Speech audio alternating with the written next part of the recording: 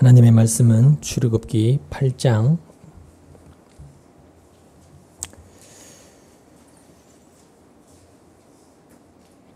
8절에서 15절까지 제가 봉독해 올리겠습니다. 출애굽기 8장 8절에서 15절 말씀입니다. 그때 바로는 모세와 아론을 불러들여 부탁하였다. 너희는 주께 기도하여 개구리들이 나와 나의 백성에게서 물러가게 하여라. 그러면 내가 너희 백성이 주께 제사를 드릴 수 있도록 너희를 보내주겠다. 모세가 바로에게 대답하였다. 기꺼이 그렇게 하겠습니다. 그러면 제가 언제쯤 이 개구리들이 임금님과 임금님의 궁궐에서 물러가서 오로지 강에서만 살게 하여 임금님과 임금님의 신하들과 임금님의 백성이 이 재앙을 피할 수 있게 기도하면 좋겠습니까? 바로가 대답하였다. 내일이다. 모세가 말하였다. 말씀대로 하겠습니다. 그렇게 해서 주 우리의 하나님과 같은 분이 없다는 사실을 알게 하여 드리겠습니다. 이제 개구리들이 임금님과 임금님의 궁궐과 신하들과 백성들에게서 물러가고 오직 강에만 남아 있을 것입니다. 모세와 아론은 바로에게서 물러나왔다. 모세가 주님께서 바로에게 내리신 개구리를 없애달라고 주님께 간구하니 주님께서 모세가 간구한 대로 들어주셔서 집과 뜰과 밭에 있던 개구리들이 다 죽었다. 사람들이 이것을 모아 무더기로 쌓아놓으니 그 악취가 온 땅에 가득하였다. 바로는 한숨을 돌리게 되자 주님께서 말씀하신 대로 또 고집을 부리고 그들의 말을 듣지 않았다. 아멘. 기도하겠습니다. 늘 말씀 앞에 서게 되면 우리의 본성과 또 우리의 본래의 모습을 보게 됩니다. 감히 하나님께 나올 수 없는 것이 우리임을 말씀을 통해 확인할 때 우리를 붙들어 하나님께 나오게 하시고 예수 그리스도 안에 있게 하신 그 은혜와 그 사랑이 얼마나 크고 고마운지 늘 깨달아 아는 저희가 되게 하셔서 우리 안에 기쁨과 찬송이 끊이지 않는, 그래서 하나님을 영화롭게 하는 우리 모두가 되게 하여 주시옵소서. 예수님의 이름으로 기도하옵나이다. 아멘.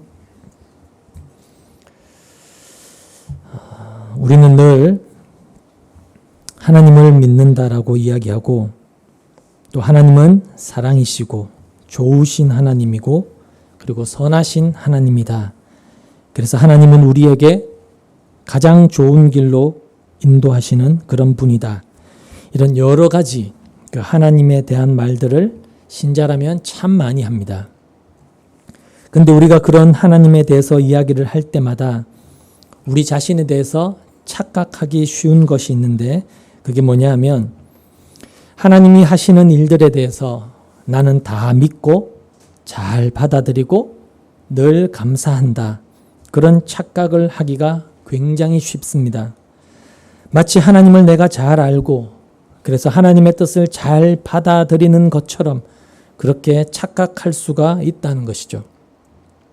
근데 우리가 하나님에 대해서 어떤 고백을 하고 또 어떤 이야기를 한다 할지라도 우리는 하나님께서 하시는 일들을 다 좋아하거나 다 감사하며 잘 받아들이는 그런 것이 절대로 아닙니다.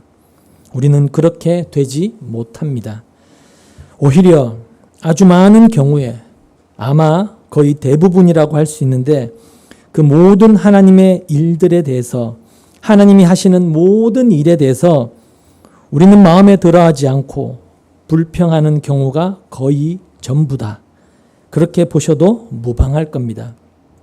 근데 그러면서도 우리는 하나님이 좋고 예수님이 좋다고 이야기하고 또 하나님을 믿고 예수님을 믿는 것이 좋다고 그렇게 이야기를 합니다. 근데 그건 뭘 의미하느냐면 늘 우리는 하나님을 믿는다는 것 그리고 예수님을 믿는다는 것을 어떤 추상적으로 관념적으로만 생각을 하고 우리의 어떤 믿음이라는 것조차도 또 하나님이나 예수님에 대한 것들도 늘 그런 어떤 추상적인 것에 머물러 있다는 증거입니다. 이것이 지금의 기독교인들 또 우리라고도 할 수 있겠죠. 우리의 문제라고 할 수가 있는데 말씀드린 것처럼 우리는 하나님께서 하시는 일, 예수님께서 하시는 일, 그러면 우리가 다 좋은 일로 그렇게 생각하지 않습니까? 신자라면 예수님이 하신 일 중에 나쁜 일은 없다라는 것은 지극히 당연한 것으로 여길 겁니다. 그리고 실제로 예수님이 하신 일이 우리에게 좋지 않은 것은 아무것도 없습니다. 모든 일이 다 우리에게는 좋은 일이라는 말입니다. 근데 문제가 뭐냐면 그 예수님이 하신 모든 일은 좋은 일이다 이렇게 말을 할 때 그 좋은 일이라는 것이 우리 육신의 문제에 대해서 좋은 일은 아니라는 겁니다. 우리가 원하는 대로 우리의 육신의 문제가 해결되는 그런 좋은 일은 아니라는 거죠. 근데 사람들은 그걸 좀처럼 알지를 못한다는 겁니다. 그게 문제입니다. 그러니까 예수님은 우리의 육신을 우리가 원하는 대로 좋게 하기 위해서 일하시는 분도 아니고 또 그걸 위해서 이 땅에 오신 분도 아니라는 거죠. 그것이 예수님이 하신 일과 그리고 우리의 본성이 늘 부딪히는 그런 문제로 남게 되는 것입니다. 성경이 이야기하는 이 예수님이 가신 길은 영생의 길이고 또 진리의 길이지 않습니까? 생명의 길이죠. 그렇다면 예수님이 가신 길로 우리를 가게 하신다면 예수님이 가신 길로 우리가 가게 된다는 것은 분명히 우리에게는 좋은 일이 아닐 수가 없습니다. 영생을 위한 길로 또 진리의 길로 생명의 길로 우리가 가는 것이기 때문에 분명히 좋은 일이다 이렇게 말할 수 있습니다. 때문에 예수님이 가신 그 길로 데려가시겠다 이렇게 말씀하시면 우리는 당연히 두 손 들고 환영해야 마땅합니다. 제발 좀 주님 그렇게 해 주십시오. 그렇게 반응하는 것이 옳지 않습니까? 근데 우리는 성경을 볼 때나 또 지금처럼 말씀을 들을 때에는 그런 마음이 듭니다. 맞아. 예수님이 가신 길이 진리의 길이고 생명의 길이고 영생의 길이야. 그런 예수님이 나를 데리고 그 길로 가게 하신다면 당연히 좋아하고 감사해야지. 얼마든지 우리는 인정이 되고 또 받아들일 수 있는 그런 내용이 된다는 것이죠. 근데 성경이 말씀하시는 대로 예수님이 가신 그 길이 사실은 이 세상의 영광을 다 내려놓으시고 가신 십자가를 지는 길이었습니다. 세상 영광을 얻는 그 길로 예수님이 가신 것이 아니라 오히려 자신이 가졌던 그 하늘 영광, 하나님과 동등하신 그 영광마저도 다 내려놓으시는 십자가를 지는 고난의 길로 가셨지 않습니까? 근데 우리는 그렇게 십자가를 지는 그것이 내 현실이 되면 싫어한단 말입니다. 그냥 들을 때는 좋은데 굉장히 감성적이고 가슴 뭉클한 이야기인데 그게 막상 내 현실로 다가오게 되면 우리는 그걸 다 싫어합니다. 자기 부인이라는 본성을 거슬러야 되는 심각한 고난의 길이니까 육신적으로는 고통이 되는 길이니까 당연히 싫어할 수밖에 없는 거죠. 우리가 성경을 보거나 또 십자가의 길 이런 어떤 감성적인 가사의 찬송을 듣거나 부를 때는 당장이라도 제자들처럼 세상 모든 걸 다 버리고서라도 예수님을 따를 것처럼 그렇게 하다가도 막상 내 현실 문제가 어려워지게 되면 십자가의 길이라고 하는 것이 또 예수를 따라가는 길이 마음에 좀처럼 들지 않게 되는 것이죠. 고생하지 않고 또 아무런 어려움과 문제가 없이 십자가의 길을 가고 그렇게 해서 구원받으면 얼마나 좋을까 그런 생각에 빠지기도 하면서 또 그게 우리의 솔직한 사실 바람이라고 할 수가 있을 겁니다. 고생 없이 십자가의 길을 걸어서 편안하게 살다가 천국에 들어가는 것, 이 땅에서 좀 내가 원하는 편안한 삶을 살다가 내가 원하는 그런 삶을 잘 영위하다가 죽어서 천국 가는 것. 우리는 그런 걸 바랄 수밖에 없다는 거죠. 이것으로 볼 때 우리에 대한 결론이 뭐냐 하면 우리는 예수님이 하신 일을 좋아하지 않고 또 예수님이 가신 길도 우리는 좋아하지 않습니다. 왜? 우리의 본성에 도무지 맞지가 않기 때문이라는 거죠. 목사들을 보면 우리 교회는 성경대로 합니다. 그런 말들을 하는 분들이 참 많습니다. 근데 정작 성경대로 한다고 하면서도 교회가 뭔지를 몰라서 교회를 내려놓지를 못합니다. 자기가 교회를 꼭 붙들고 있으면서 나는 성경대로 한다고 이렇게 이야기를 하고 있습니다. 무슨 말이냐면 나는 성경대로 한다 이렇게 이야기하면 사람들이 우리 교회를 뭔가 다르게 보겠지. 그런 생각을 갖고 있는 겁니다. 그러니까 이것이 진리의 말씀이기 때문에 내가 진리를 쫓기 위해서 생명된 그 길로만 가기 위해서 성경대로 하겠다라는 것이 아니고 교회가 잘 되기를 기대하는 그런 생각이 거기에 담겨 있는 것이죠. 그래서 성경대로 한다고 하면서도 정작 복음은 복음대로 전하지를 않는 겁니다. 왜냐? 복음을 그대로 전하면 사람들이 싫어합니다. 사람들이 듣기 싫어하고 그래서 교회가 잘 안 된다는 걸 분명히 알기 때문에 그대로 전하지를 못하는 겁니다. 그러니까 이 모든 것의 결론이 뭐냐? 사람이란 존재는 늘 자기 눈앞에 보이는 그 현실만을 위해서 살아간다는 것입니다. 저도 그렇고 여러분도 그렇고 눈앞의 현실을 바라보고 그 현실을 위해서 살아갑니다. 그래서 그 현실을 나의 현재적인 삶을 부정하기를 우리는 싫어하기 때문에 우리가 복음을 들어도 멀리 하려고 하는 것이죠. 듣긴 들어도 그 복음대로 사는 것 자체를 우리는 싫어하게 되는 것이고 예수님이 가신 길도 내 길이 아니기를 아니었으면 좋겠다라는 것 그걸 원하는 것이죠. 그래서 대다수의 기독교인들은 아니 거의 다겠죠. 그렇게 현실을 위해서 예수를 교회를 다니는 것이고 하지만 결국 그것은 예수를 믿는 참된 신앙이 아니다. 그렇게 이야기할 수밖에 없다는 것입니다. 그렇게 사람은 자기 현실을 위해서 살기 때문에 결국은 하나님께서 우리에게 하시는 일이 마음에 안 드는 것이고 또 하나님의 일도 이해가 안 되는 것이죠. 왜 그렇게 일하시는지 이해가 안 되는 거예요. 만약 하나님이 하신 일이 우리 마음에 들고 우리가 이해가 잘 된다면 그것은 하나님의 일이 지금 내 현실에 어떤 실제적인 도움이 된다거나 뭔가 내 육신의 유익이 되기 때문에 마음에 들고 이해가 되는 것일 겁니다.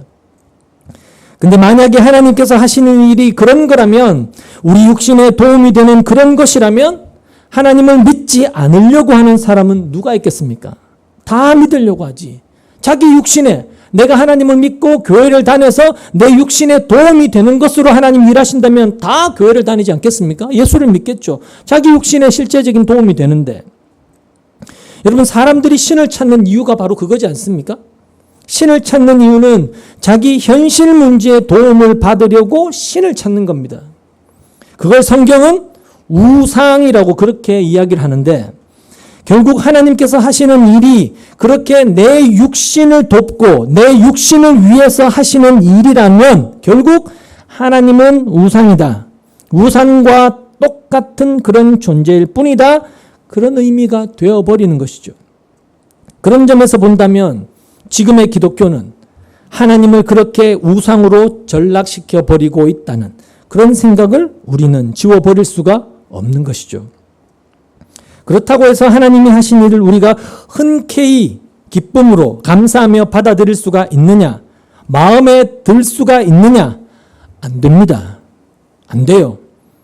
우리에게 당연한 것은 우리 본성으로는 하나님이 하시는 일이 내 마음에 안 들게 되어 있다. 여러분 이걸 꼭 기억하셔야 됩니다. 이건 불신자에 대한 이야기가 아니고요. 신자라고 해도 예외가 아닙니다. 신자라고 해서 인간의 본성이 사라지는 것이 아니고 신자로 늘 내 본성이 순간순간 튀어나오기 때문이라는 거죠. 그렇기 때문에 신자라고 해도 하나님 말씀이나 하나님 일하신 것이 마음에 안 드는 경우가 태반입니다. 여러분 그러시잖아요. 이야기한 대로 내 육신이 불리하게 되는 손해보는 일, 어떤 힘들고 괴롭고 고통스러운 그런 일들로 하나님의 일하심이 다가오면 그걸 좋아할 사람이 여러분 누가 있겠습니까? 모든 것이 하나님의 뜻과 계획과 하나님의 일하심 가운데 있다라는 건 알지만 그것이 내가 원하지 않는 현실로 나에게 다가온다는 걸 누가 좋아하겠습니까? 환영하겠고요. 당연히 안 좋아하죠.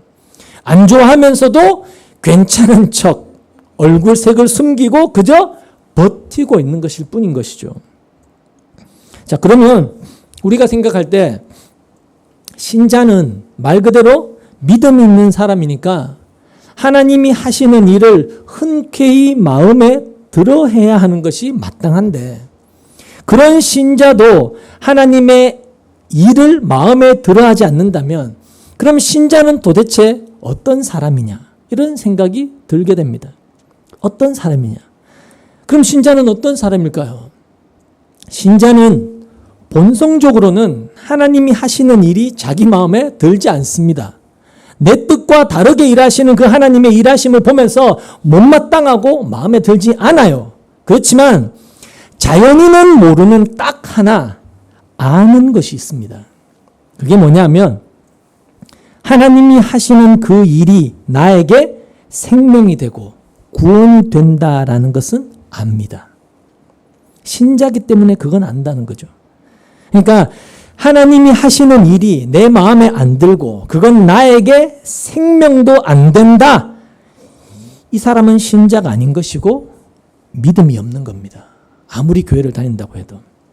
근데 마음에 들지 않음에도 불구하고 하나님이 이끄시는 그 길로 내가 가지 않으면 나는 사망이다. 나는 멸망이고 나는 지옥 형벌이다. 이건 안다는 겁니다. 신자는요. 그건 알아요. 그렇기 때문에 그런 신자는 어떤 기도를 하게 되느냐 하면 내 스스로 갈 수 없는 길, 내 본성으로는 도저히 갈 수 없는 그 길, 하나님이 이끄시는 그 길을 하나님이 나를 붙들어서 이끌어가 주시기를 기도하게 되는 겁니다. 내가 그 길로 이끌려가는 것을 하나님 기뻐하게 해달라고 이렇게 기도하게 되는 것이 신자입니다. 그러니까 신자는 하나님의 일이 내 마음에 안 드는 가운데서도 이 길로 가지 않으면 나에게는 구원은 없다. 하나님은 나를 생명으로 인도하시려고 그 길로 나를 이끌어 가시는 거다. 그게 나에게는 때로는 육신의 고통과 힘든 일로 다가오기도 하는 것이다. 그걸 아는 거죠. 그건 알아요. 그래서 신자는 그렇게 자기 인생을 하나님께 맡기는 사람입니다. 어떻게 맡기느냐? 하나님은 나를 내가 원하는 길로 이끌어 가시는 것이 아니고 나에게 생명이 되는 그 길로 나를 인도해 가신다. 그걸 믿는 거죠. 그 믿음, 하나님이 선물로 주신 그 믿음이 나로 하여금 하나님께 나를 맡기게 하는 겁니다. 그렇게 나를 이끌어 가 달라고. 그게 신자입니다. 그래서 우리가 분명히 알아야 되는 것은 하나님은 정말 그렇습니다. 우리의 사정을 봐주시면서 일하시지 않습니다. 우리가 성경을 보면 하나님은 인간의 사정을 봐주시면서 일하시지 않는다는 것을 얼마든지 알 수가 있습니다. 정말 인간에 대해서 인정사정 없이 일하십니다. 여러분 단편적으로 노아의 홍수만 보시면 인간의 사정을 봐주시는 것이 거기에 있던가요? 인정사정이 없이 일하십니다. 그래서 하나님이란 분은 자기가 정한 자기 원칙대로만 하나님이 세우신 그 뜻대로만 당신의 계획대로만 일하시는 분이시라는 겁니다. 근데 감사한 게 뭔지 아십니까? 그 하나님의 뜻대로 그 원칙대로 그 계획대로 일하셨기 때문에 우리의 구원이 가능한 것입니다. 이렇게 죽을 듯이 변덕심한 우리의 구원이 가능한 거예요. 그 하나님의 일관성 있는 그 계획과 뜻과 원칙 때문에요. 그게 우리에게 감사한 것이죠. 때문에 하나님이 하시는 일이 내 육신의 시각에서는 마음에 들지 않아도 그래서 우리가 싫어한다 할지라도 하나님이라는 분은 당신의 뜻대로 일하시고 우리를 이끌어 가시는 겁니다. 그게 천만다행인 것이죠. 우리 입장에서는. 그게 하나님의 신실하심이라고 표현하고 우리 성경에는 한결같음이라고 그렇게 이야기하는 겁니다. 그렇게 하나님이 우리를 이끌어 가시고 또 이끌려 오게 하시면서 하나님이 이끌어 가시는 그 길이 내가 사는 길이구나. 이걸 인정하도록 만들어내시는 것입니다. 그리고 그것으로 하나님이 누구신지를 알게 하는 것. 그게 하나님의 일하심이라는 거죠. 이런 모든 내용들이 지금 우리가 보고 있는 이 애굽에 내려지는 재앙들 속에 그렇게 의미로 다 담겨 있다는 것입니다. 애굽의 두 번째 재앙은 강과 운하와 늪 가운데 있는 개구리가 애굽 땅으로 기어 올라오게 하시는 그게 두 번째 재앙이었죠. 그렇게 개구리가 땅으로 올라와서 바로의 궁궐과 침상과 침실 위에도 올라가고 또 바로의 신하들의 집까지 다 들어가서 완전히 애굽 전체가 엉망진창으로 다 만들어 버린다는 그런 이야기입니다. 그러자 결국 바로가 그걸 도저히 견디지 못해서 개구리가 애굽 땅에 가득 덮인 그 현실을 피하려고 그 현실을 모면하고 싶어서 그래서 모세와 아론을 다시 불러들인 겁니다. 자기가 너무너무 답답하니까. 8절을 보시죠. 그때 바로는 모세와 아론을 불러들여 부탁하였다. 너희는 주께 기도하여 개구리들이 나와 나의 백성에게서 물러가게 하여라. 그러면 내가 너희 백성이 주께 제사를 드릴 수 있도록 너희를 보내주겠다. 평상시 같으면 바로가 모세와 아론을 다시 부를 이유도 없고 또 나를 위해서 주께 기도해달라, 하나님께 기도해달라 이런 부탁할 이유도 없습니다. 근데 개구리가 애굽 온 땅에 올라와서 바로를 도저히 견딜 수 없는 그런 상황으로 그런 형편으로 밀어넣어 버리니까 그 형편으로 인해서 바로가 모세를 불러들인 것이죠. 불러들여서 나를 위해 주께 기도해달라 이렇게 이제 부탁을 하는 겁니다. 그러니까 보십시오. 이런 바로의 이야기를 우리가 곰곰이 생각해 보면 지금 바로의 이야기는 우리의 모습을 그대로 보여주고 있다는 것입니다. 우리가 하나님을 찾고 기도하고 우리의 이런 모습들이 그대로 거기에 다 담겨 있다는 것입니다. 또 그 뒤에 구절을 보시면 모세가 바로에게 대답하였다. 기꺼이 그렇게 하겠습니다. 그러면 제가 언제쯤 이 개구리들이 임금님과 임금님의 궁궐에서 물러가서 오로지 강에서만 살게 하여 임금님과 임금님의 신하들과 임금님의 백성이 이 재앙을 피할 수 있게 기도하면 좋겠습니까? 개구리가 나일강에만 있도록 하나님께 내가 언제 기도해주면 되겠습니까? 이렇게 모세가 묻습니다. 그러자 바로가 10절에 내일이다 이렇게 이야기를 합니다. 그래서 모세와 아론이 바로의 요청대로 하나님께 기도를 하게 되고 또 하나님은 그런 모세의 기도를 들어주십니다. 들어주시고 개구리가 집과 뜰과 밭에서 다 나와서 죽게 하신다라는 이야기입니다. 그게 13절까지의 내용이죠. 여러분 거기까지만 보면 바로의 문제는 이제 해결이 되었습니다. 다 해결이 된 거죠. 근데 바로는 여러분 생각해 보십시오. 하나님을 알지 못하는 사람입니다. 하나님을 알지도 못할 뿐만 아니라 믿지도 않는 사람이고 근데 그 바로의 부탁을 모세를 통해서 하나님이 지금 응답해 주신다는 것이죠. 들어주신다는 거예요. 바로의 요구를. 우리는 대개 하나님이 기도에 응답하신다. 이렇게 했을 때 기본적으로 우리가 갖는 생각은 그 기도에 응답받는 것은 믿음이 좋은 사람이다. 혹은 열심히 기도하면 하나님이 기도를 들어주시고 또 우리의 현재의 문제를 해결해 주시는 그런 것으로 우리는 기도 응답을 생각을 하는데 본문을 보면 그렇지 않다는 겁니다. 이 바로는 하나님을 알지도 못하고 오히려 이스라엘을 괴롭히는 그런 사람인데 그 사람의 부탁을 하나님이 들어주시더라는 것이죠. 그렇기 때문에 우리가 이 기도와 관련해서 착각하지 말아야 하는 것은 하나님이 누군가의 기도를 들어주신다고 해서 무조건 믿음 좋은 사람, 그 증거는 아니라는 거죠. 근데 사람들은 그렇게 착각을 한다는 겁니다. 여러분은 아니시겠지만.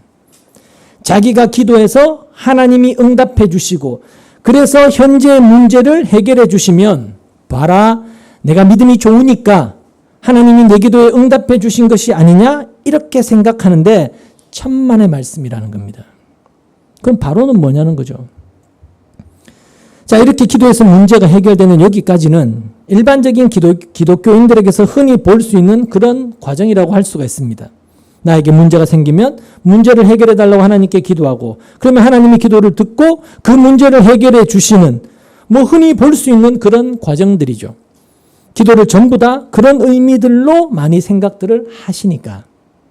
근데 문제는 이렇게 자신의 문제 해결을 위해서 하나님께 기도할 때 사람들은 일반적으로 그냥 기도만 하지 않는다는 겁니다. 기독교인들이 얼굴이 뻔뻔하지 못해서 그런지 몰라도 자꾸 하나님, 제가 이렇게 해주시면 제가 뭘 하겠습니다 라는 어떤 자기 결심을 함께 내놓게 됩니다. 자꾸 내가 이렇게 하겠습니다 라는. 그러니까 무조건 내 문제만 해결해 달라고 때를 쓰면 하나님이 괘씸하다고 생각해서 안 들어주시지 않겠는가, 그런 불안감이 있는 겁니다.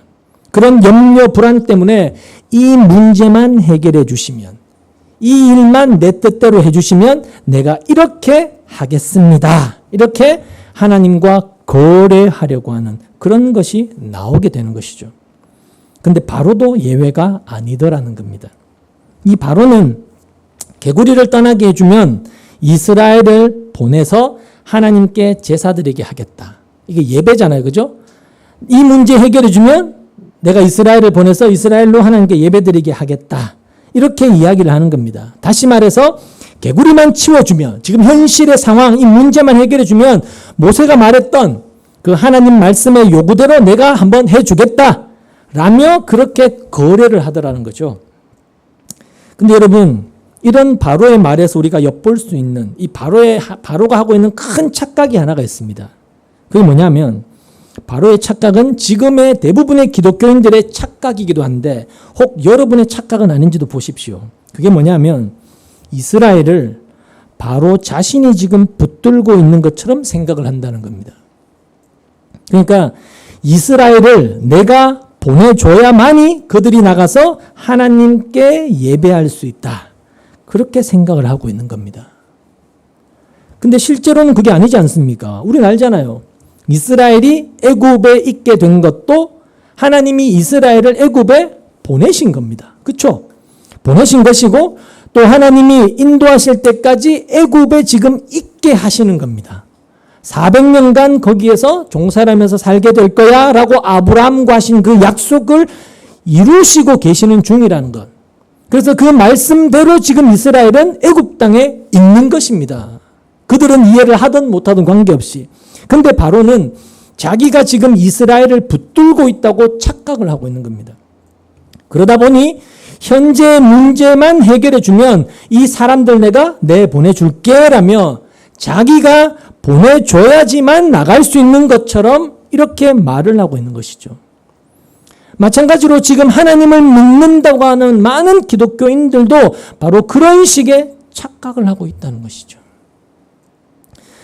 바로가 모세와 아론에게 주께 기도해서 개구리를 떠나게 해달라고 이렇게 요구하고 있는 것은 지금 개구리가 올라온 이 재앙이 하나님이 하시는 일로 지금 인정을 하고 있다는 뜻입니다. 그렇잖아요. 모세와 아론에게 개구리 좀 떠나게 해서 기도해 달라고 요청하는 것 자체가 개구리가 올라온 이 재앙이 하나님의 일로 지금 바로는 인정했다는 뜻입니다. 하나님의 일이다 이렇게 인정을 하고 있는 것이죠. 그래서 모세와 아론이 섬기는 신이라고 생각하는 너희 주께 여호와께 하나님께 좀 기도해 달라고 이렇게 이야기를 하는 것이죠. 이렇게 재앙이 하나님이 하시는 일임을 바로가 인정한다면 바로는 하나님은 얼마든지 이스라엘을 애굽에서 당장이라도 나가게 하실 수 있다. 그걸 알아야 되는 것이고, 그렇죠? 그렇다면 지금 이스라엘을 붙들고 있는 것은 내가 아니구나. 그것도 알아야 됩니다. 그렇잖아요. 근데 바로의 생각은 거기까지를 미치지를 못하고 있더라는 거죠. 우리의 모습과 똑같죠. 왜냐하면 바로의 관심은 뭐 바뀌었기 때문에? 현실 문제만 있기 때문에. 현실 문제에서 벗어나는 것. 지금 당면한 이 문제가 해결이 되는 것, 거기에 모든 것이 집중되어져 있고 거기에만 몰두해 있기 때문에 그런 거예요. 그래서 자기가 어떻게 하는가에 따라서 이게 결과가 달라질 수 있다고 자꾸 생각을 하는 거예요. 여러분, 신자된 우리가 믿는 것이 뭐냐면, 곰곰이 생각해 보십시오. 저와 여러분은 신자인데, 신자된 우리가 믿는 것이 뭐냐면, 이 세상 모든 일의 배후에는 누가 있다? 하나님이 계신다. 이걸 우리가 믿지 않습니까? 이걸 우리가 믿고 있습니다. 이거 안 믿으면 신자가 아니잖아요. 이 세상 모든 만물을 창조하셨을 뿐만 아니라 우리는 교리도 배웠어요. 그분이 섭리하신다. 통치하시고 다스리시고 인도하시고 이끄실 뿐만 아니라 완성시키신다. 그게 하나님이시다. 우린 이걸 믿는 사람이 신자입니다. 그게 우리의 믿음이죠. 하나님이 주신, 선물로 주신 그 믿음이 우리를 이것을 믿게 만드는 거 아닙니까? 이 땅의 모든 일의 배후에는 하나님이 계신다. 그러면 당연히 지금 우리의 모든 형편, 우리의 모든 상황, 모든 환경도 하나님이 하시는 일이다. 그게 신자된 우리의 믿음이 되어야 한단 말입니다. 다 아시겠지만 그게 믿음이 되어야 된단 말입니다. 그렇다면 지금 현재 상황에서 내가 벗어날 수 없다는 것, 현재 상황을 내 마음대로 바꿀 수 있는 능력이 나에게 없다는 것도 당연히 알아야 되잖아요. 알아야죠. 그리고 이 땅의 주인은 하나님이다. 그것도 우리의 믿음이라면, 그렇게 이 세상의 주인도 하나님이고 현재의 상황도 내 마음대로 나는 할 수 없는 무능한 자다라는 것을 우리가 가진 우리의 믿음이라면, 결국은 내 뜻대로 되는 것은 아무것도 없고 오직 하나님의 뜻대로만 되는 것이다. 그렇게 신자라면 인정이 되어져야 되지 않습니까? 근데 그걸 인정하지 않고 무시하면서도 신자라고 하는 사람들이 이 세상의 주인은 하나님이야. 하나님은 창조주고 하나님은 섭리하시는 분이야. 그렇게 이야기하고 있다는 겁니다. 그걸 무시하고 인정하지도 않으면서도. 그러다 보니 신앙이 자꾸만 말에만 있고 입만 산 신앙이고 삶에서는 어떤 영향도 끼치지를 못하고 현실과 상황 속에서 아무런 힘도 발휘해내지 못하는 그런 신앙, 그런 믿음으로 전락이 되어 버리는 겁니다. 입만 산 믿음밖에 없는 거죠. 그럼 가령 우리 수중에 돈이 있습니다. 그러면 감사라는 찬양도 보니까 여기 나오더라고요. 내게 주신 모든 것 감사, 때론 가져가신 도 감사. 이게 우리가 흔히 매주 부르는 노래거든요. 가령 우리 수중에 돈이 있다고 칩시다. 많고 적등도 관계없이 돈이 있다면 그 돈의 주인이 내가 아니고 하나님이다. 여러분 그렇게 나오셔서 항상 기도하시잖아요. 그죠? 모든 것이 주님이 주시고 모든 것이 주님께 받은 거다. 내게 아니고 주님의 것이다. 이렇게 고백을 하지 않습니까? 그렇게 우리는 너무 쉽게 이야기를 합니다. 근데 그 말의 의미가 뭔지 아십니까? 돈의 주인은 내가 아니고 하나님입니다. 그 말의 의미가 뭐냐면 돈이 나에게 있는 것은 하나님이 나에게, 지금 나에게 필요했기 때문에 하나님이 허락하셨기 때문에 나에게 주어진 것이다. 그걸 인정하고 있다는 뜻입니다. 그죠? 왜냐하면 일용할 양식을 하나님이 공급해 주시고 우리로 먹이고 입힌다고 하셨으니까 그것을 이루시기 위해서 우리에게 지금 수중에 돈을 주셨다라는 것을 우리는 믿는 것이죠. 그래서 하나님이 나에게 허락하셨기 때문에 주어진 것이다. 그걸 인정하고 있다는 뜻입니다. 그게 그 돈의 주인이 내가 아니고 하나님이다라는 뜻입니다. 그래야 그것이 진짜 돈의 주인은 하나님이다. 그 말의 의미가 된다는 거죠. 근데 그렇게 돈의 주인이 하나님이라는 것을 우리가 믿고 있다면 반대로 하나님이 돈의 주인이니까 하나님이 만약에 하고자 하신다면 나에게 있던 이 돈도 얼마든지 하나님이 가져가실 수 있다. 이것까지도 받아들여져야 되는 거예요. 가져가심도 감사라며요. 주신 것도 감사지만 가져가시면 안 감사 이게 아니잖아요. 감사라고 하셨잖아요. 그렇게 해야 된다는 겁니다. 그래야 돈의 주인은 하나님이다. 이 말을 진짜 믿는 것이라는 거예요. 그렇다면 하나님 이 문제만 좀 해결해 주시면 제가 하나님께 얼마 헌금하겠습니다. 이런 말이 맞겠느냐는 거예요. 마치 그것은 내 수중에 있는 돈을 내 것이라서 내 마음대로 이렇게도 쓰고 이렇게도 옮기는 그것과 똑같다는 거죠.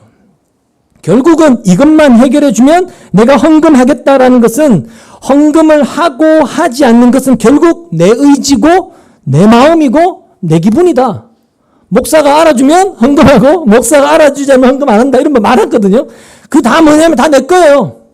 다 내 거라서 내 기분, 내 감정, 내 의지, 내 마음 따라서 내가 하고 싶으면 할 거고 내가 하기 싫으면 안 할 거다. 이런 의미가 돼버린 거죠. 그러면 그렇게 기도하는 건 거짓말이라는 거죠. 그러면서 세상의 주인은 하나님이고 돈의 주인도 하나님입니다. 내 생사 화복이 다 하나님의 것임. 이런 말을 한다는 겁니다. 얼마나 모순적입니까 이게. 마태복음 5장 33절에 보시면 예수님 이런 말씀을 하셨습니다. 옛사람들에게 말하기를 너는 거짓 맹세를 하지 말아야 되고 네가 맹세한 것은 그대로 주님께 지켜야 한다 한 것을 너희는 또한 들었다. 그러나 나는 너희에게 말한다. 아예 맹세하지 말아라. 하늘을 두고도 맹세하지 말아라. 그것은 하나님의 보좌이기 때문이다. 땅을 두고도 맹세하지 말아라. 그것은 하나님께서 발을 놓으시는 발판이기 때문이다. 예루살렘을 두고도 맹세하지 말아라. 그것은 하나님의 크신 임금의 도성이기 때문이다. 네 머리를 두고도 맹세하지 말아라. 너는 머리카락 하나라도 희게 하거나 검게 할 수 없기 때문이다. 예수님이 이렇게 말씀하셨습니다. 여러분, 맹세가 뭐냐면 아시잖아요? 내가 이렇게 하겠습니다 라는 어떤 자기의 다짐이고 자기 각오고 자기 실천의 의지를 담고 있는 게 맹세 아닙니까? 그래서 신자가 맹세한다라는 것은 하나님 앞에 자기 결심, 자기 다짐을 이렇게 내어놓는 겁니다. 하나님, 내가 이렇게 하겠습니다. 내가 하나님께 이렇게 해보겠습니다. 라는 자기 결단, 자기 결심이죠. 그래서 이 맹세라는 것을 많은 사람들이 신앙을 가진 자로서의 한 부분으로 그렇게 인식을 합니다.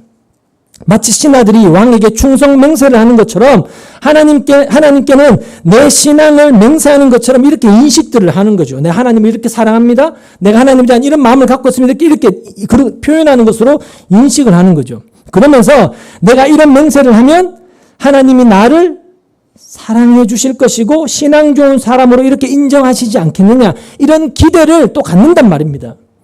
그러면 이런 내 신앙을 보시고 하나님이 내 기도에 응답해 주시겠지, 자꾸 이런 의도가 항상 밑바닥에 깔려 있는 것이죠.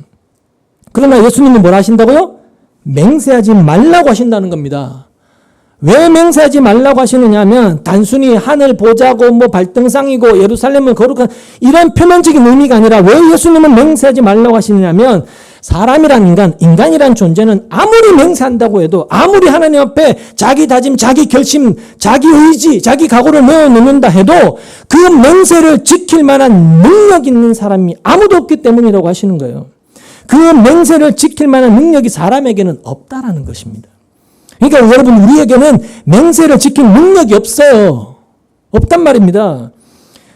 그래서 사람이 맹세한다는 것은 모든 것이 하나님의 그 은총과 허락하심 아래에 있다는 것을 모르는 거예요. 무시하고 있는 것이죠.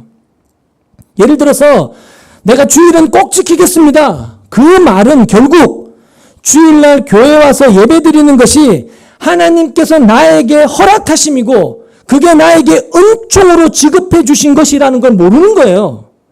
무시하는 거죠. 나는 지금 내 발로, 내 의지로, 내 기분과 내 마음과 내 상황에 따라서 내가 나왔다, 이것밖에 안 되는 것이고, 하나님이 나를 치셔서 나를 알아눕게 만들어버리면, 다리 몽댕이를 부숴버리면 나올 수가 없다. 이걸 모르는 거죠. 하나님의 허락과 은총 속에서 내가 여기 나와 있다는 걸 이걸 모르는 겁니다. 그렇기 때문에 우리에게는 내가 어떤 맹세를 지키고 내가 뭔가를 잘해서 하나님을 기쁘게 할 수 있는 것은 아무것도 없습니다, 여러분. 정말 아무것도 없단 말입니다. 때문에 신앙이 있는 사람, 하나님 앞에서 인간이란 존재가 어떤 존재인가를 아는 진짜 신자라면 하나님 내가 이렇게 하겠습니다, 그런 말은 못하게 되어 있습니다. 안 나옵니다. 자기를 아는데 그 말을 할 수가 없습니다. 왜? 자기의 무능함을 아니까. 나는 그걸 지킬 수 있는 실력이 없다는 걸 아니까. 그런데도 사람은 자기 맹세를 좀처럼 포기하지 않습니다. 알아요. 자기 맹세를 포기하지 않는다는 것은 결국 자기 마음에 드는 현실을 그는 늘 꿈꾼다는 것이죠. 하나님이 허락한 현실, 하나님의 허락이 아니라 내가 꿈꾸는 현실을 늘 기대한다는 거죠. 내가 이렇게 맹세해서 하나님의 마음을 바꾸어서 내가 원하는 현실로 내가 만들어 보겠다. 늘 그걸 꿈꾸고 있는 거죠. 그래서 맹세하는 겁니다. 히브리서 11장 6절에 보면 믿음이 없이는 하나님을 기쁘시게 해드릴 수 없다. 이렇게 말씀을 하는데 이걸 바꿔 말하면요. 하나님은 믿음이 있는 자를 기뻐하신다. 그런 뜻입니다. 하나님은 믿음 있는 자를 기뻐하세요. 근데 이렇게 이야기하니까 사람들이 어떻게 나오는가 하면, 아, 그래? 하나님은 믿음 있는 사람을 기뻐하셔? 그럼 내가 하나님을 기쁘시게 하려면 내가 믿음이 있어야 되겠네? 자꾸 이렇게 생각을 한다는 겁니다.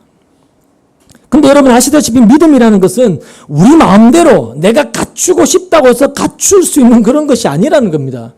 돈 주고 살 수 있는 것도 아니고요. 헌금 많이 한다고 믿음을 갖게 되는 것도 아니고요. 금식하고 밤에 잠 안 자고 기도한다고 해서 믿음이 주어지는 것이 아니고 하나님이 우리에게 선물로 허락하지 않으면 안 되는 것이 믿음입니다.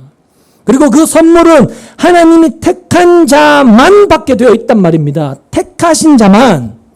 그래서 우리가 아무리 하나님께 맹세하고 또 맹세하고 하나님을 기쁘시게 해드리는 그런 믿음으로 살겠습니다라고 작정하고 결심하고 의지를 발휘하려고 해도 그렇게 안 돼요. 그렇게 안 됩니다. 그리고 그런 우리의 결심들을 무너뜨려버리는 그런 일 중에 하나가 바로 우리의 형편을 내가 원치 않는, 견딜 수 없는 그 지경으로 몰아가는 겁니다. 그런 상황 속에서 하나님 이렇게만 해주시면 제가 이렇게 하겠습니다 라는 그런 어떤 기대들, 결심들, 그리고 그런 현실 속에서 나에게 터져나오는 원망과 불평이 나오는 자기를 보면서 봐, 너는 못 지키잖아. 너는 안 되잖아. 그걸 보게 하시는 것입니다. 하나님을 기쁘시게 하는 것은 하나님에 의해서 하나님을 기쁘시게 하는 사람이 되어지는 것입니다, 여러분.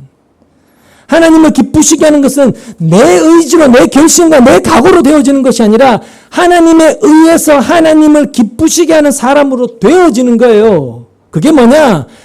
믿음이라는 걸 주시면 그 믿음이 내 안에서 일해서 그 믿음에 의해서 하나님을 기쁘시게 하는 신자가 되어지는 것입니다.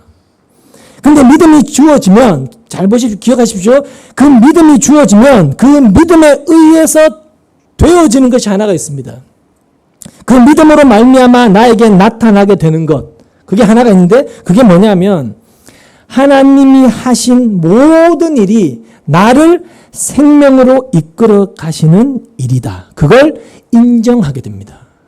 그게 믿음이 우리 안에서 하는 일입니다. 그게 그 사람 안에 믿음이 있다는 증거예요. 그리고 하나님의 일하심을 인정하게 된다는 것은 반대로 내 힘이 아니라는 것을 인정하게 되는 겁니다. 그렇죠? 그래서 믿음이 있다면 하나님이 하신 모든 일에 아니요가 아니라 예, 이렇게만 반응하게 되는 겁니다. 믿음이 있다면. 내 마음에 들기 때문에 내가 원하는 대로 해주셨기 때문에 예가 아니고, 그건 누구나 다 하잖아요. 그게 아니라 마음에 안 들어요. 그리고 정말로 피하고 싶고 하기 싫지만 그게 생명이라는 것을 알기 때문에 하나님이 그 길로 이끌어 가주십시오. 그게 맞습니다. 라며 하나님의 뜻에 예하게 되는 것이죠. 그게 하나님이 기뻐하시는 사람이고, 이런 믿음의 사람은 자기 맹세를 못하는 겁니다. 절대로 못하는 거죠. 그냥 어떠한 현재가 주어진다 할지라도 그 현재를 하나님이 일하시는 일로 받아들이고 그 일 속에는 나를 진리로 생명으로 이끌어 가시는 하나님의 사랑이 있고 신실하심이 있다, 언약이 있다, 이걸 알기 때문에, 믿기 때문에 하게 되는 것이죠. 그래서 믿음이 있으면 이렇게 해주면 내가 이렇게 하겠습니다 라는 어떤 자기 맹세, 자기 조건, 자기 거래, 이런 것들은 사라지게 되는 것입니다. 그렇기 때문에 자꾸 자기 맹세를 나타내 보이면서 자신의 기도가 응답되기를 원하는 것은 현재의 삶을 내 마음에 드는 쪽으로 자꾸 바꾸고 싶어하는 이 바로의 생각과 바로의 모습과 똑같은 겁니다. 똑같은 거예요. 그게 오늘 본문이 우리에게 이야기해주고 있는 내용입니다. 결국은 이렇게 지금 현재 상황을 모면하기 위해서 하나님을 찾고 기도하는 것, 그것은 바로의 사고방식이고 바로가 하나님을 바라보는 관점과 똑같은 것이라는 거죠. 어둠이라는 거죠. 결국 어둠. 근데 아시다시피 현재 상황을 모면하기 위해서 하나님을 찾는 사람들의 특징이 뭐냐면 현재 상황이 나아지면 어떻게 될까요? 하나님을 찾지 않습니다. 간절함이 사라져버려요. 예배 안 나옵니다. 그러니까 우리가 살다 보면 그런 상황들 많이 있지 않습니까? 그래서 있는 말이 화장실 갈 때와 나올 때 마음이 다르다. 뭐 이런 말도 있지 않습니까? 바로도 예외가 아니라는 거죠. 바로가 지금 꼭 그런 모습을 보이고 있지 않습니까? 15절을 보시죠. 끝에 바로는 한숨을 돌리게 되자 주님께서 말씀하신 대로 또 고집을 부리고 그들의 말을 듣지 않았다. 한숨을 돌리게 되었다는 게 무슨 말일까요? 형편이 나아졌다는 거죠. 그죠? 상황이 달라졌다, 개선되어졌다, 뭐 이런 뜻이겠죠? 그렇게 되니까 다시 살만해진 자기 형편을 돌아보면서 옛날로 돌아가더라는 거죠. 여러분, 개구리가 땅으로 올라오게 했던 이 두 번째 재앙은 애굽 술객들도 했던 일입니다. 근데 그 술객들은 그 문제를 해결하지는 못했죠. 문제를 해결하려면 개구리를 죽게 하거나 강으로 돌아가게 해야 되는데 근데 애굽의 술객들은 그런 일을 하지 못했습니다. 피재앙도 마찬가지였죠. 물이 피가 되게 하는 일은 마술사들도 따라 했지만 피가 된 물을 다시금 깨끗한 물이 되게 함으로써 현재 문제를 해결하는 그런 일은 그들은 행하지를 못했습니다. 그건 뭘 의미하느냐면 하나님이 주신 그 상황, 그 형편을 인간이 자기 힘으로, 자기 능력으로, 자기 노력으로 내 마음에 들도록 바꾸지 못한다는 겁니다. 그건 우리 어떤 능력으로 되는 것이 아니라는 거예요. 그러니까 결국 인간이라는 존재는 하나님이 주신 형편 속에서 하나님이 살게 하신 대로 살아갈 뿐입니다. 그래서 제가 말씀드리죠. 그냥 사시라는 겁니다. 하나님이 주신 그 자리에서 주신 은혜대로 그냥 그렇게 사시라는 거예요. 그게 우리의 입장이 되어야 돼요. 그리고 그게 나의 인생이고 그게 나의 삶이고 그게 하나님께 붙들린 내가 갈 길이다. 그걸 아는 것이 바로 하나님을 아는 것입니다. 여러분, 그렇다고 해서 물론 기도해서 문제가 해결되는 그 자체가 바로의 모습이라는 그런 뜻이 아닙니다. 기도해서 현실을 모면하는 게 무조건 바로라는 말이 아니에요. 우리가 기도해서 문제가 해결될 수 당연히 있죠. 하나님이 하신다면 당연히 그럴 수 있습니다. 근데 그렇게 되었을 때 정말 하나님을 아는 신자라면 그 문제가 해결된 걸 통해서 내가 지금까지 살아왔던 것이 하나님이 살게 하셔서 살아왔던 것이구나. 이걸 아는 기회가 되어야 됩니다. 문제가 해결된 것 중에서 그걸 알아야 돼요.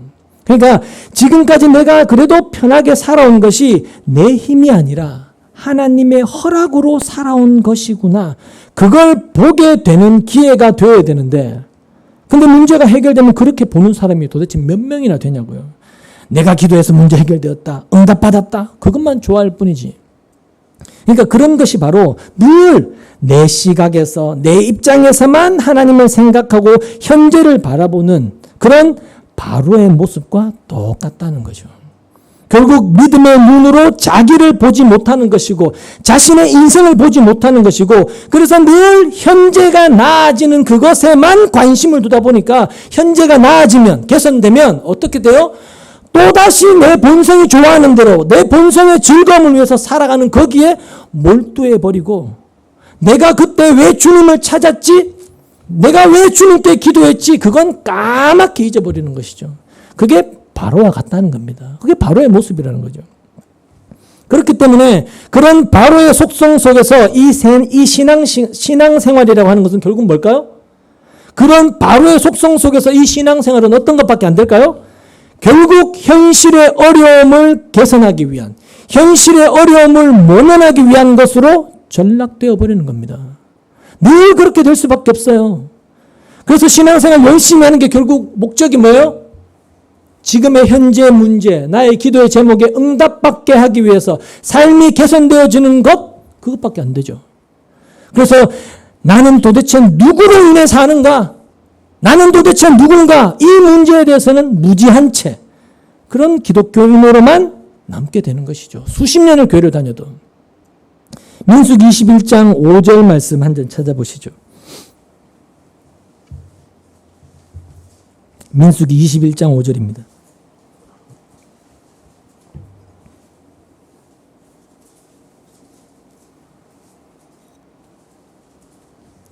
같이 읽겠습니다.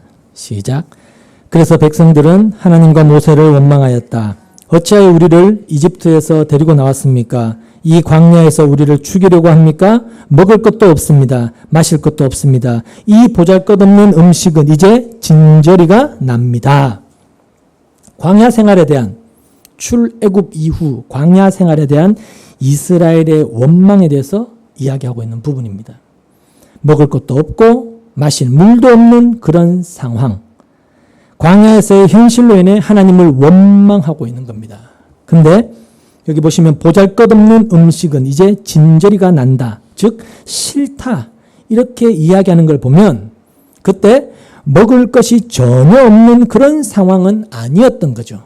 그렇죠? 따라서 이 말은 지금 자신들이 먹는 것이 과거 애굽에서 먹었던 것보다 훨씬 못하다라는 그런 뜻입니다. 세상을 추억하는 거죠.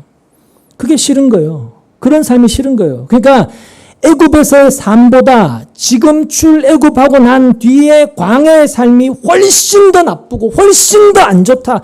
그래서 진절머리가 나는 겁니다. 지금. 느낌이 오시죠? 하나님이 그들을 인도하시고 그들을 붙들어서 저 약속의 땅으로 데려가신다라는 그 하나님의 뜻과 계획 속에 자기들이 들어와 있다라는 것을 안 보는 겁니다. 그 은혜로 여기지 못하고 있는 거죠. 그건 생각하지 않고 단지 현재 내가 뭘 먹고 뭘 마시고 뭘 입고 살아가느냐 거기에 붙들려 있는 것이죠. 그러니까 그런 이스라엘의 모습이나 우리의 어떤 지금 하나님을 바라보는 모습이나 우리의 인생을 이해하는 모습이나 하나도 다르지가 않다는 거예요, 지금. 그러니까 이게 뭐냐면 말씀드린 것처럼 하나님이 하시는 일들을 받아들이지를 않는 겁니다. 하나님이 일하시면 믿지 않는 거예요. 하나님이 하시는 그 일이 나에게 어떤 결과를 가져오게 될지 그 길로 인해서 내가 어디에 서게 될 것인지 나에게 어떤 열매를 맺게 하실지 그런 건 아예 생각하지 않고 지금 단순히 내가 힘듭니다. 지금 속상합니다. 지금 마음이 거기에만 계속 붙들려 있는 것이죠. 여러분 자 성경대로 하자면 하나님은 어떤 분이에요? 사랑이시고 하나님이 하신 모든 일은 우리에게 생명이 되고 우리를 주님께 꽉 붙들어 놓기 위해서 일하시는 겁니다. 그게 성경이 이야기하는 바입니다. 그리고 우리는 그걸 믿는다고 합니다. 그렇게 믿고 있음에도 불구하고 형편이 좋지 않으면 여지없이 원망과 불평이 터져나오게 되더라는 거죠.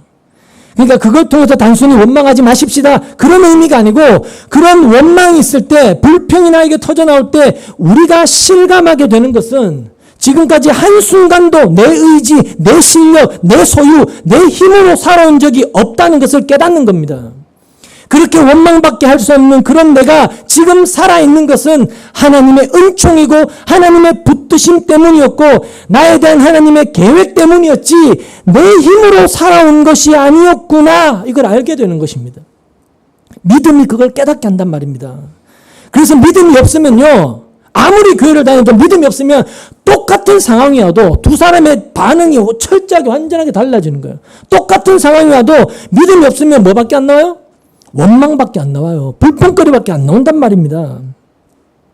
그동안 내가 하나님을 믿는다고 결심하고 최선을 다하고 다짐해서 내가 믿는 줄 알았는데 알고 보니까 하나님이 나를 붙들어 오신 거구나. 그걸 우리가 알게 되고 그걸 인정하게 될 때 그걸 믿음이 있다. 이렇게 이야기를 하는 겁니다. 그래서 그런 믿음이 있으면 어떤 형편에서도 하나님의 인도하심에 나를 맡길 수 있는 자가 되게 해달라고 그런 기도를 하게 되는 것이고 믿음이 그런 기도를 하게 만들어냅니다. 그러니까 이런 기도가 나로부터 나오게 된다면 그것이 바로 이렇게 완악했던 나, 바로와 같은 그런 완악했던 나를 하나님 앞에 항복하게 하신 그 하나님의 전지전능하심의 증거를 우리가 또다시 한번 확인하게 되는 거죠.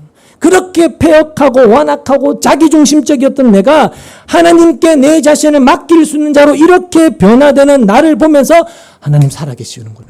하나님 내 안에서 일하고 계시는구나. 이걸 다시금 확인하게 되는 것이죠.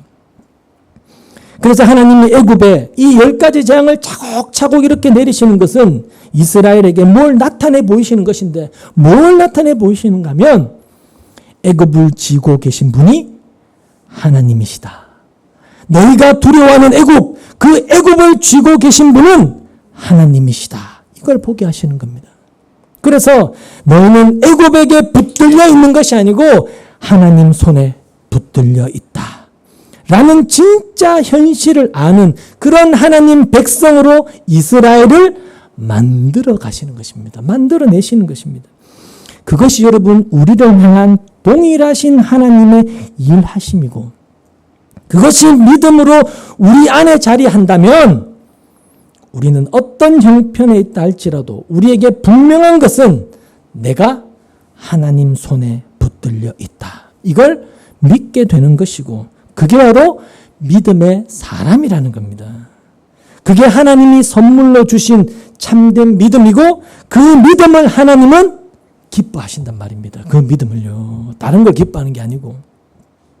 그래서 저와 여러분이 버려야 되는 것은 하나님께 붙들려 있으면 내 인생은 내가 원하는 대로 다 잘 될 것이다 라는 그런 헛된 기대입니다. 우리는 그런 기대를 늘 버려내는 연습하셔야 됩니다. 하나님께 붙들려 있다는 것은 내 인생은 하나님의 뜻과 하나님의 원칙대로 된다는 뜻이거든요. 그죠? 하나님의 작정대로 이루어진다는 뜻입니다. 근데 그것 때문에 내가 생명이 있게 되는 거잖아요. 그죠? 하나님의 원칙과 하나님의 뜻과 하나님의 작정이 있기 때문에 그것 때문에 내가 생명이 있게 되는 것이고, 그것 때문에 내가 영광에 들어가게 되는 것입니다. 그걸 내가 아니까, 그게 믿어지니까 하나님 앞에 하나님이 나를 붙드시기를 내가 기도하게 되어지는 것이고, 그렇죠? 내 뜻대로 살지 않게 해달라고 기도하게 되는 것이고, 다른 말로 하면 내가 원하는 현실로 만들어 가시지 마시고 아버지가 원하는 현실로 만들어 가 주십시오. 그런 기도가 되는 것이죠. 그래서 예수님도 이 땅에 계실 때 내 뜻대로 마시고 아버지의 뜻대로 되게 해달라고 그렇게 기도하셨던 것 아닙니까? 여러분, 예수님의 기도는 이 세상의 모든 일은 하나님 뜻대로 되어진다라는 것을 증거하는 것이었습니다. 근데 그렇게 하나님의 뜻대로 되어짐으로 인해서 십자가의 피의 구속이 있었던 거 아닙니까? 하지만 제자들의 뜻은 어땠나요? 예수님이 죽지 않는 것이었어요. 피가 없는 예수님을 그들은 간절히 원했던 거죠. 왜? 자기들의 현실적으로 육신의 시각으로 볼 때는 예수님이 안 죽고 사는 것이 자기들에게는 훨씬 더 유익이었기 때문에. 하지만 예수님 그걸 뭐라고 지적하셨나요? 사람의 일이라고 하시면서 심지어는 사탄이라고까지 그렇게 말씀하셨지 않습니까? 그래서 우리가 예수를 믿는다고 하기 전에 먼저 우리 자신에 대해서 생각해야 하는 것은, 나는 늘 현재의 삶을 최우선으로 여기는 그게 나의 모습이다. 그걸 먼저 아셔야 됩니다. 늘 우리는 현재의 삶을 잘 사는 그런 바람을 버리지를 못한다. 그게 나라는 것입니다. 근데 하나님은 그런 나에 대해서 다른 계획을 갖고 계신다는 것. 그 계획이 뭐냐? 우리를 진리의 길로, 생명의 길로, 영광의 길로 가게 하시면서 하나님의 일하심을 받아들이게 하시고 그걸로 영광 받으시겠다라는 것이 하나님의 계획이고, 그 계획이야말로 선한 것이다. 그게 우리가 받아들이고 인정하는 하나님의 일하심의 내용이 되어야 한다는 겁니다. 그런 믿음이 우리 안에 있을 때 비로소 하나님이 하시는 모든 일은 합력해서 선을 이루신다라는 것을 알게 되고 그 말씀에 감사하게 되는 것이고, 그걸 아니까 하나님의 인도하심에 내가 순종되기를 기도하고 바라게 되고, 그걸 신앙이라고 하는 것입니다. 그래서 신앙은 여러분, 지금 내 눈앞에 보이는 현실을 해결하고 모면하기 위해서 사용되어지는 게 신앙이 아니고, 눈에 보이지 않는 그 생명이라고 하는 그 참된 현실을 추구하는 것이 신앙입니다. 그게 신앙이에요. 여러분, 이스라엘이 광야에서 원망했을 때 하나님께서 불뱀을 보내셔서 이스라엘을 다 물어버리셨죠. 그것 때문에 많은 사람들이 죽었습니다. 하나님을 원망한 이스라엘이 죽었다는 것은 뭐를 의미할까요? 이스라엘과 전혀 다르지 않는 우리 또한 그들과 똑같이 죽을 존재라는 것을 성경은 보여주는 겁니다. 자, 그럼 이스라엘이 그때 살게 된 방법이 뭐였나요? 모세가 놋뱀을 만들어서 장대 위에 높이 달고 뱀에게 물린 자가 놋뱀을 쳐다보면 살게 되어 있습니다. 그러면 놋뱀을 쳐다볼 사람은 누구겠습니까? 너무 쉽죠? 뱀에게 물린 자죠. 물린 자들이 놋뱀을 쳐다보지 안 물린 사람은 놋뱀을 쳐다볼 이유가 없죠. 그러니까 결국 뱀에게 물려서 죽게 하신다는 것은 놋뱀을 쳐다보게 하셔서 살리시겠다는 그런 하나님의 의도가 거기에 담겨 있는 것입니다. 그러니까 뱀에게 물려 죽는 것이 내 현실이다. 이걸 알게 되면 그 놋뱀을 쳐다보게 되어 있는 것입니다. 놋뱀만이 내가 사는 길이다. 이걸 아는 거죠. 그렇기 때문에 놋뱀을 쳐다본다는 것, 그 자신의 현실을 안다는 겁니다. 놋뱀을 쳐다보는 것은 내가 어떤 처지와 형편에 놓여져 있는지를 아는 자만 쳐다보는 것이죠. 내가 죽는다는, 죽을 존재라는 것을. 근데 그 장대에 달린 놋뱀은 뭘 상징하는 건가요? 뭘 가리키죠? 십자가에 달리신 예수님을 가리키는 거잖아요. 그렇게 놋뱀이 예수님을 가리킨다면 오늘 우리가 사는 길은 십자가에 죽으신 예수를 바라보는 것이고, 그 예수를 바라볼 자가 그러면 누구냐? 그것은 자신의 진짜 현실을 아는 자들이 예수를 바라보게 되어 있다는 것입니다. 그게 어떤 현실이라고요? 나는 죄로 인해 죽는다. 나는 이렇게 살다가는 지옥 형벌로 떨어진다. 그게 진짜 우리의 현실입니다. 하나님은 바로 그 진짜 현실을 우리로 알게 하시려고 늘 그런 진짜 현실에 대해서 무감각하게 무디게 사는 우리를 깨우치시려고 우리의 현재를 잡고 흔드시면서 때로는 원망이 터져 나오기도 하시고 불평을 보게도 하시면서 봐, 너는 죽은 존재야.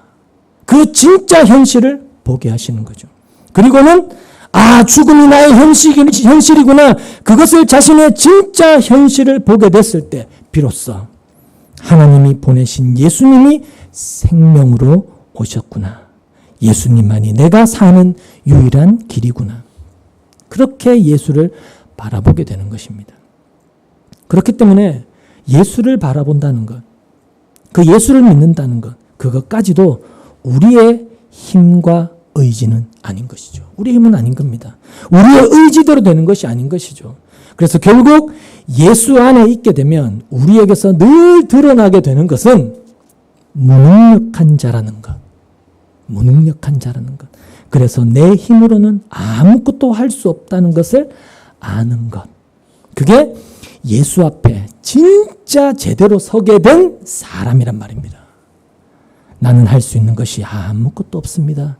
그렇게 자신의 무능을 알게 될 때 내가 지금까지 살아온 것은 예수님의 십자가 은혜 아니었구나. 은혜로만 내가 살아왔구나. 그걸 깨닫게 되는 것이고 바로 그 깨달음으로 그 깨달음이 우리로 하여금 주님의 은혜를 높이고 찬송하게 만들어내는 겁니다. 그걸 신자라고 이렇게 이야기하는 것이고 그게 하나님의 일하심이란 말입니다. 그런 하나님의 일하심을 알기 때문에 신자는 모든 현실 속에서 현실을 모면하기 위해서 하나님을 찾고 기도하는 것이 아니고 그 속에서 자신의 악함을 보게 되면서 이것이 바로와 똑같은 나의 모습이구나. 이런 나를 하나님이 이끌어 가시고 주의 은혜 안에 붙들어 놓으셨구나. 지금까지 내가 살아온 것은 주의 은혜였고 주의 사랑이었구나 라는 감사와 기쁨이 있는 것이고 그것으로 하나님이 영광을 받으시는 것이고 그들을 가리켜서 참된 이스라엘, 하나님의 백성 이렇게 부르는 것입니다. 부디 이것이 신자된 여러분의 현실임을 아시고 그 복된 현실을 주신 믿음으로 직시하고 한결같은 은혜에 감사와 찬송이 끊이지 않는 저와 여러분 되시기를 주님의 이름으로 소망합니다. 기도하겠습니다.